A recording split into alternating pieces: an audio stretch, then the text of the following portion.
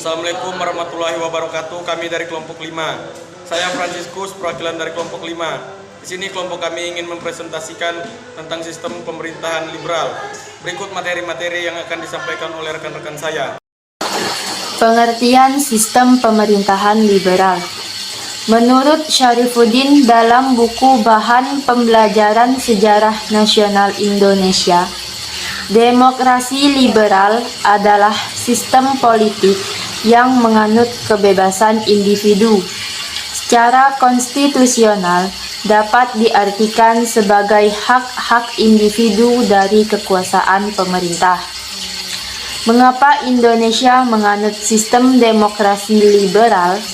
Karena sistem demokrasi liberal dipilih oleh pemerintah Indonesia sebagai salah satu upaya untuk menarik simpati internasional, terutama dari negara-negara pemenang Perang Dunia II, agar mau mendukung perjuangan bangsa Indonesia selanjutnya. Negara apa saja yang menganut demokrasi liberal? 16 negara dengan demokrasi liberal. Pertama, negara India. Kedua, Israel. 3, Jepang. 4, Korea Selatan. 5, Taiwan. 6, Islandia. 7, Swiss. 8, Afrika Selatan. 9, Kanada. 10, Meksiko. 11, Amerika Serikat. 12, Argentina. 13, Brazil. 14, Chili. 15, Australia. 16, Australia. 16, Selandia Baru. Ciri khas demokrasi liberal yaitu kekuasaan pemerintahan dibatasi konstitusi sehingga tidak diperkenankan campur tangan dan bertindak sewenang pada rakyat. Contoh demokrasi liberal yaitu munculnya partai politik baru sebelum pemilu diadakan. Tujuan demokrasi liberal adalah memberikan rasa keadilan hukum yang sama, menjamin pembagian kekayaan yang lebih merata, dan menghilang perbedaan strata sosial masyarakat atau suatu doktrinasi yang mengajarkan paham kenegaraan dan ekonomi. Sekian, terima kasih. Sejarah demokrasi liberal. Pelaksanaan pemerintahan pada masa demokrasi liberal Indonesia berlangsung pada tahun 1950 hingga 1959. Setelah kembali menjadi negara kesatuan, keadaan politik Indonesia menganut sistem demokrasi liberal dengan pemerintahan parlementer. Sistem parlementer Indonesia masih berpedoman sistem parlementer barat yang dibentuk setelah dibubarkannya Pemerintah Republik Indonesia Serikat atau RIS. Pada tahun 1950, perubahan bentuk pemerintahan mengakibatkan perubahan pula pada Undang-Undang Dasarnya dari Konstitusi RIS menjadi UUD sementara 1950. Nama lain demokrasi liberal adalah demokrasi parlementer. Dinamakan parlementer karena pada masanya para kabinet memiliki tanggung jawab dan peran penting sebagai parlementer DPR di pemerintahan. Dalam sistem demokrasi liberal, pemerintahan dipimpin oleh Perdana Menteri dan Presiden hanya sebagai kepala negara. Perkembangan demokrasi liberal. Demokrasi liberal sangat mengedepankan kebebasan. Ciri khas kekuasaan demokrasi ini adalah pemerintahannya dibatasi oleh konstitusi. Artinya, kekuasaan pemerintahannya terbatas, sehingga pemerintahan tidak diperkenakan untuk bertindak sewenang-wenang terhadap rakyatnya. Pada era demokrasi liberal juga, Indonesia mengadakan pemilihan umum pertama pada tahun 1955. Pemilu pertama dilaksanakan bertujuan untuk memilih para anggota parlemen dan anggota konstituante. Konstituante ditugaskan untuk membentuk UUD baru, sehingga mampu menggantikan UUD sementara. Perkenalkan, nama saya Marta Egelviana. Saya di sini ingin menjelaskan tentang ciri-ciri demokrasi liberal. Setelah mengetahui pengertian dan sejarah dari demokrasi liberal, maka pembahasan selanjutnya adalah ciri-ciri demokrasi liberal. Berikut ini adalah ciri-ciri tertentu yang dimiliki oleh sistem demokrasi liberal. Di antaranya yaitu 1. pemungutan suara melalui pemilu dalam periode tertentu secara rahasia. Ciri-ciri demokrasi liberal berikutnya, yakni pemungutan suara dan dalam pemilu yang dilakukan dalam periode tertentu secara rahasia. Dalam demokrasi liberal, pengertian secara suara menjadi sesuatu yang sangat penting, dikarenakan pemilu adalah jalan yang harus ditempuh para peserta politik untuk memenangkan jatah kursi pemerintah. Yang kedua, terfasilitasinya kebebasan individu. Salah satu nilai yang harus ada dalam liberalisme yaitu kebebasan individu.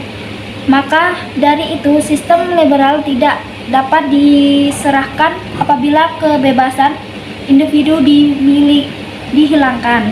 Yang ketiga, pemerintahan yang dapat membentuk hukum sesuai dengan siswa mayoritas di parlemen pada saat Indonesia menganut sistem pemerintahan demokrasi terpimpin. Jabatan kepada pemerintahan dipegang oleh seorang perdana menteri. Perdana menteri di sini merupakan perwakilan dari partai peraih suara mayoritas atau bisa dikatakan partai pemenang pemilu. Assalamualaikum warahmatullahi wabarakatuh. Di sini saya akan mempresentasikan kelebihan dan kekurangan demokrasi liberal. Dari sekian sistem pemerintahan yang ada, perlu diakui bahwa tidak ada sistem yang sempurna. Setiap sistem memiliki kelebihannya masing-masing. Begitupun kekurangan dari sistem pemerintah yang dianut. Hal ini berlaku bagi sistem pemerintah demokrasi liberal yang banyak dianut oleh berbagai negara.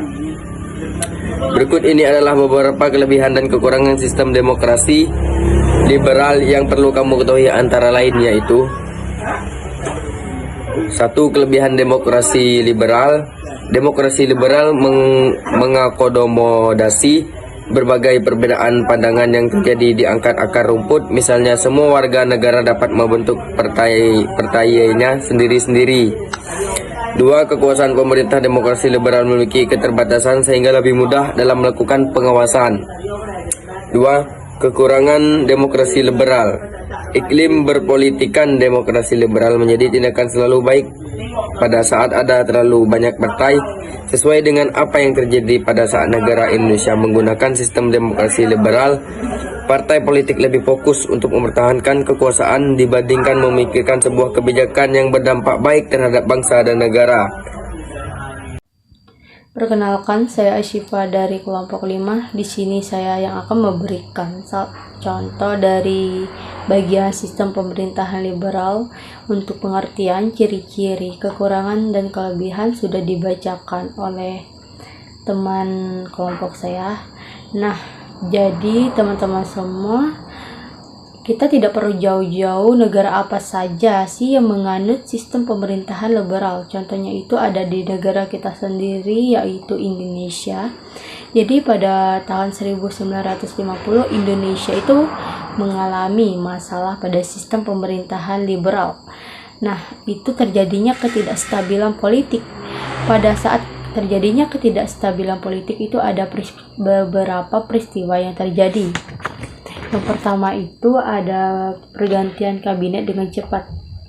Jadi teman-teman semua, sistem multipartai pada masa demokrasi liberal menimbulkan persaingan antar golongan.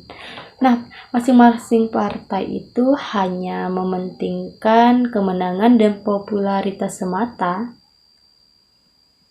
sehingga mengakibatkan ketidakstabilan politik Indonesia. Ketidakstabilan politik juga diwarnai jatuh bangunnya kabinet karena antara masing-masing partai tidak ada sikap saling percaya. Nah, pada saat ini juga itu beberapa partai itu mereka hanya mencari kemenangan masing-masing untuk partai sendiri. dan tidak ada sikap saling percaya antara satu partai dengan partai yang lain sehingga menimbulkan konflik, yaitu kabinet yang berganti dengan cepat. Yang kedua itu adalah hubungan pusat dan daerah. Jadi silih bergantinya kabinet dalam waktu yang relatif singkat menyebabkan ketidakpuasan pemerintah daerah. Karena pemerintahan sibuk dengan pergantian kabinet, daerah masing-masing daerah itu kurang mendapat perhatian. Tuntutan-tuntutan dari daerah ke pusat sering tidak didengarkan. Situasi ini menyebabkan munculnya gejala provinsialisme atau sifat kedaerahan. Gejala provinsialisme akhirnya berkembang ke separatisme atau usaha memisahkan diri dari pusat. Jadi karena konflik permasalahan ketidakstabilan dari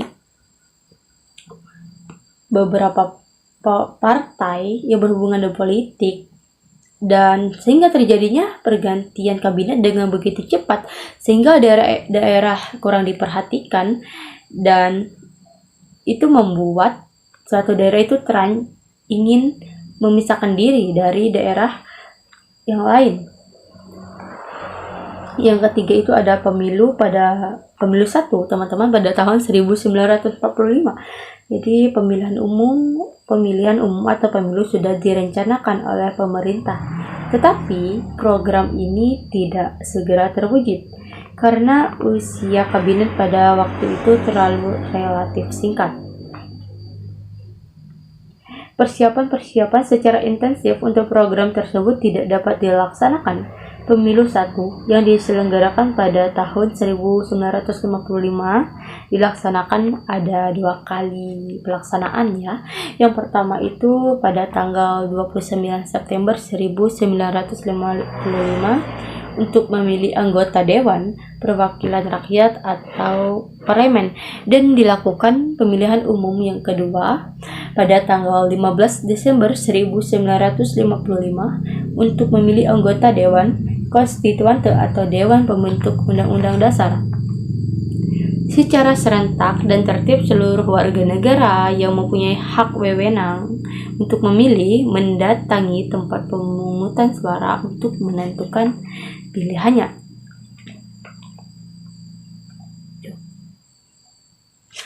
Yang keempat ada kemacetan konstituante. Pemilihan umum tahap kedua pada tanggal 15 Desember 1955 silam mengantar terbentuknya Dewan Konstituante yang bertugas menyusun undang-undang. Namun, antara kurun waktu pada tahun 1956 sampai tahun 1959, Dewan Konstituante belum berhasil merumuskan Undang-Undang Dasar. Ketidakberhasilan konstituante dalam menyusun Undang-Undang Dasar baru dan kehidupan politik yang tidak stabil menimbulkan kekecewaan bagi masyarakat Indonesia. Yang kelima ada dekret presiden pada tanggal 5 Juli 1959. Kehidupan politik semakin buruk dan mengancam persatuan dan kesatuan bangsa. Di daerah-daerah terjadi pemberontakan merebut kekuasaan. Soekarno dan TNI tampil untuk mengatasi krisis yang sedang melanda Indonesia dengan mengeluarkan dekret presiden untuk kembali ke Undang-Undang Dasar 1945. Oleh karena itu, Presiden Soekarno pada tanggal 5 Juli 1959 mengeluarkan keputusan atau dekret. Keputusan itu dikenal dengan nama Dekret Presiden 5 Juli 1959. Isi dekret ini adalah sebagai berikut. Yang pertama ada pembubaran konstituante, yang kedua ada berlakunya Undang-Undang Dasar 1945, yang ketiga ada akan dibentuk Majelis Permusyawaratan Rakyat. Jadi pada masa dekret presiden yang dimulai pada tanggal 5 Juli 1959 dalam upaya Dewan Konstituante itu tidak berjalan dengan lancar.